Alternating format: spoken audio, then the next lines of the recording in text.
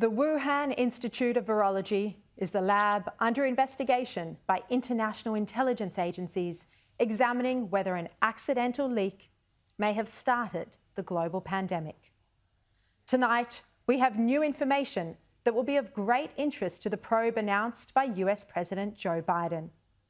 We can show you footage from inside the Wuhan Institute of Virology and interviews with the very scientists at the heart of one of the greatest cover-ups the world has ever seen. How did the COVID-19 global pandemic start? Did the virus derived from bats end up in the Wuhan lab, causing an inadvertent leak? Or was there an infected worker? Evidence from this footage will shed more light on some of these questions. The Wuhan Institute of Virology was built by the Chinese and French governments in a deal designed to promote international scientific research. As you can see, French and Chinese leaders attend a ceremony marking the signing of the agreement, and China's President Xi Jinping visits a Level 4 lab in France. For the first time, we hear there were intense clashes behind the scenes.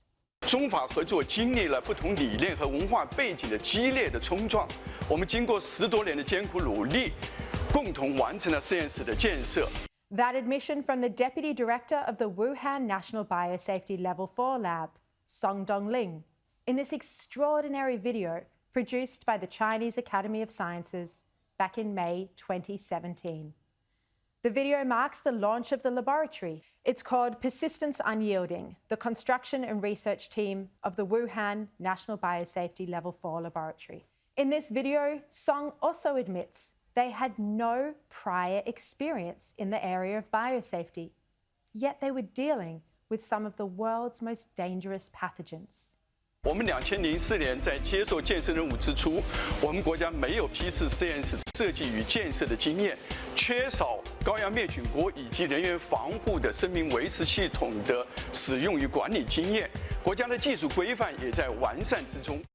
No prior experience, yet they were genetically manipulating bat coronaviruses in highly dangerous experiments. After relying on the French government to both fund and build the lab, when it was complete, the French were immediately kicked out. The French government was furious, as this was supposed to be a centre of international cooperation, and it raised alarm bells in French intelligence. There were grave concerns about what the scientists could be hiding and what biological research they intended to conduct. Since the outbreak of COVID-19, there's been worldwide scrutiny on the Wuhan Institute of Virology, its scientists, its experiments, and its laboratories. This newly unearthed video features an interview with Shezheng Li, the Director of Emerging Infectious Diseases, from before she famously became known as the Batwoman. P4这种平台呢，为我们提供了一个更好的一个防护平台。那么这个防护平台可以保证我们从事4级病原研究的这些科研人员有一个安全的工作环境。 And we learn for the first time just how many bat samples Shezheng Li's team had collected. 石正丽研究团队10年如一日，在我国及非洲多地采集15000余份蝙蝠样品，追踪 SARS 病毒源头，并分离出多种新型病毒。15,000 bat samples. The Wuhan Institute of Virology's virus databases were all wiped from the internet starting on September 12, 2019. Shezheng Li claimed they had been the subject of hacking attempts, but they've never been re-uploaded or made available to any investigating agencies. Even worse, the World Health Organization experts investigating the origin of the pandemic didn't even ask for access to the virus database, as one of the team, Peter Daszak, confirms here, while others nod their heads. I asked the question in front of the whole team, both sides, while we're at the Wuhan Institute of Virology, about the so-called missing database. What we were told by Shezheng Li was that there'd been hacking attempts on it, about 3,000 hacking attempts, and they took down this Excel spreadsheet database. absolutely reasonable. We did not ask to see the data.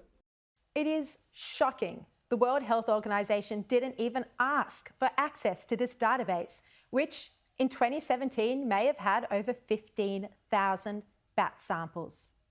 This amazing video I'm bringing you tonight has been unearthed by a team of underground detectives who relentlessly investigate the origins of COVID-19. They call themselves Drastic. Their contribution to the origins question has been arguably greater than that made by intelligence agencies or government officials, who very sadly, until only recently, treated this crucial issue of how the virus started as a cold case. Or perhaps they just accepted the line that it was a naturally occurring virus, even though COVID-19 has claimed 3.7 million lives and counting. One of Drastic's members, Jesse, a digital archivist, made this video discovery along with the group's coordinator, who goes by a pseudonym of Billy Bosticson for safety reasons. Billy's written a research paper delving into the question of whether the Wuhan lab kept live bats. This question has been hotly contested since the early days of the outbreak. Peter Daszak, who I just showed you didn't ask for the virus database when he visited Wuhan, has also denied there were bats kept at the Wuhan lab. In a December 2020 tweet, he said, "No bats were sent to Wuhan lab for genetic analysis of viruses collected in the field. That's not how science works. We collect bat samples, send them to the lab, we release bats where we catch them." Then in a second December 2020 tweet, he repeated the claim again. He said, "This is a widely circulated conspiracy theory. This piece describes work I'm the lead on and labs I've collaborated with for 15 years. They do not have live or dead bats in them. There is no evidence anywhere that this happened. It's an error that I hope will be corrected." Well, tonight, explosive footage from inside the Wuhan Institute of Virology indicates his statements are wrong. It is not a conspiracy to say there were live bats at the lab. It is a fact. And as you can see, this video shows bats in a cage at the Wuhan Institute. You can also see there a researcher feeding a bat with a worm. And in this image, we can see researchers out capturing bats, and a bat even hangs off a researcher's hat. In another image, there are mouse cages, hundreds of them. We know that the Wuhan Institute of Virology was using humanized mice for experiments to see which coronaviruses could infect humans. In some experiments, they used the humanized mice to make viruses that couldn't previously infect humans do exactly that. These experiments, called gain of function, aim to make viruses more infectious and more virulent to try and predict which may cause a pandemic.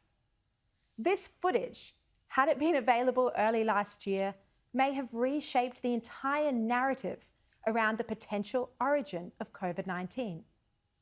Back then, we were told there were no bats at the lab, but we were told that disease-ridden bats were sold and butchered at the wet market. You'll remember this led to calls from presidents and prime ministers the world over to shut down wet markets. And videos did the rounds of Chinese people eating bat soup. In fact, bats were never sold at the Wuhan wet market, and the videos were nonsense. Daszak must have realized his public statements from December 2020 were wrong when he claimed it was a conspiracy to say there were bats in the Wuhan lab. He said, "We didn't ask them if they had bats. I wouldn't be surprised if, like many other virology labs, they were trying to set up a bat colony. I know it's happening in labs here and in other countries." That was just June 2021. Had governments known a year and a half ago there were live bats at the Wuhan lab, this would have been crucial information when they were making their assessments about how the virus may have leaked. Daszak is also the scientist who organized, drafted, and signed the letter in The Lancet that said it was a conspiracy to suggest the virus may have leaked from a lab. While investigating my book, What Really Happened in Wuhan, I discovered that Daszak was invited to brief the FBI and the Office of the Director of National Intelligence at a meeting on February 3, 2020, in the earliest days of the outbreak. Misinformation was a key topic at that meeting. He's also now leading the Lancet's own investigation into the origins issue. He's co-authored scientific papers with Shizheng Li and gone bat sampling with her, and he's funded her research with grants from Anthony Fauci's NIH. His very involvement in the World Health Organization investigation was an extreme conflict of interest.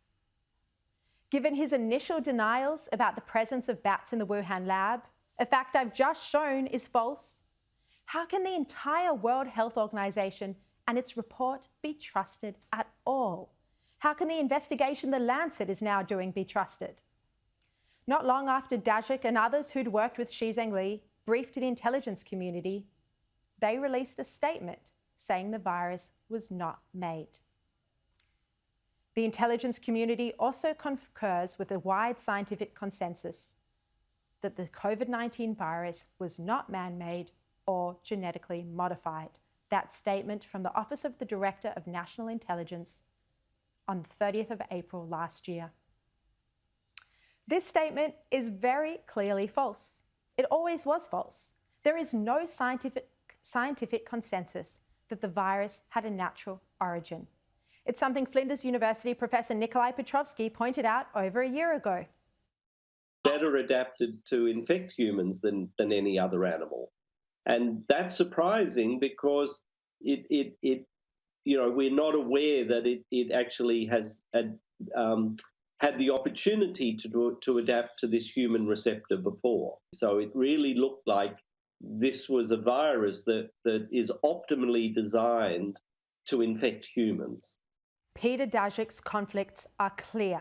He is compromised and should never have been involved in briefing the White House or its intelligence agencies or investigating the origin on behalf of the World Health Organization. He personally thanked Anthony Fauci in an email when Fauci publicly said the virus was natural. Fauci himself is also riddled with conflicts, given it was grants from his own agency that funded this dangerous research in Wuhan. He should never have been allowed to give any advice or any briefings on this issue of gain of function to the White House. Yet he's the top medical advisor to the president on the coronavirus, and he told the public this was a natural virus. He only changed his tune recently, even though he knew at the time, we know there was advice to him at the time, that the sequences of SARS-CoV-2 looked like they may have been genetically manipulated. Let's quickly recap why Fauci said just last week that he funded this research in China. So you don't want to go to Hoboken, New Jersey, or to Fairfax, Virginia, to be studying the bat-human interface that might lead to an outbreak. So you go to China. Now, to finish, here's where the video gets even more concerning. In one of the biggest revelations, it even discusses the technical support that's in place in case there are any accidents. 这就是我们的中央监控室。我们中央监控室的工作人员时刻跟实验室的人员保持着及时的通信联络，对他们的试验情况以及意外提供必要的技术支持。Let's just hear that last bit again. 人员时刻跟实验室的人员保持着及时的通信联络，对他们的试验情况以及意外提供必要的技术支持。An admission that accidents do happen in laboratories. They are common. They have cameras set up to capture any accidents. I'm guessing the World Health Organization didn't ask to see the security footage from October when there was a blackout at the compound, or from September when the virus databases were suddenly pulled offline. In the video, there is also the promise of transparency with the world. The statement would be laughable if it wasn't so deeply tragic. 它是国家安全体系的重要组成部分，必将为维护人民身体健康和世界和平做出贡献。未来，中国科学院武汉病毒研究所将构建集高等级生物安全实验室、生物资源库和大数据中心为一体的世界一流大型科技共享平台。But instead of a world-class facility intent on sharing their latest discoveries, the laboratory kicked out the French at the first opportunity and shut its doors. And now, since the outbreak, we have seen an extreme and breathtaking cover-up from China in relation to this laboratory and the viruses the scientists were working on. We've also seen senior scientists who were supposed to be advising the World Health Organization, supposed to be investigating the origin of the pandemic, allow China's propaganda to continue unchallenged and fail to truly interrogate whether the virus was a lab creation or whether it naturally made the jump from a bat to a human, perhaps from one of the bats that were inside cages at the Wuhan Institute of Virology itself. For my full investigation on this, you can order my book, What Really Happened in Wuhan, on Amazon.